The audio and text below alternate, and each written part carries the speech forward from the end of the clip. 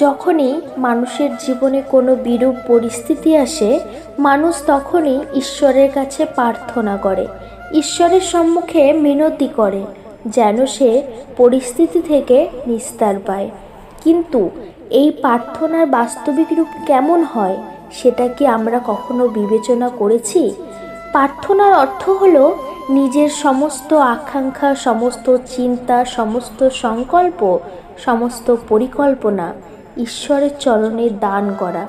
অর্থাৎ নিজের কর্মের ফল কি হবে সেটা নিয়ে চিন্তা না করে ধর্মের অনুরূপ কর্ম করা। ঈশ্বরের পরিকল্পনাকেই নিয়তি বলে মেনে নেওয়া, সেটাই তো প্রার্থনা, তাই না? কিন্তু ঈশ্বরের সমস্ত পরিকল্পনা বোঝাটা সম্ভব কি? যেসব পরিকল্পনা আমাদের কর্মের পরিণামস্বরূপ প্রকাশ পায় সর্বদা। কিন্তু কেউ যদি সব কর্মকেই ত্যাগ করে, সেটা কি প্রকৃত প্রার্থনা? বাস্তবে কর্মই জীবন, আর ফলের প্রতি মোহ না করাই সত্যিকারের প্রার্থনা।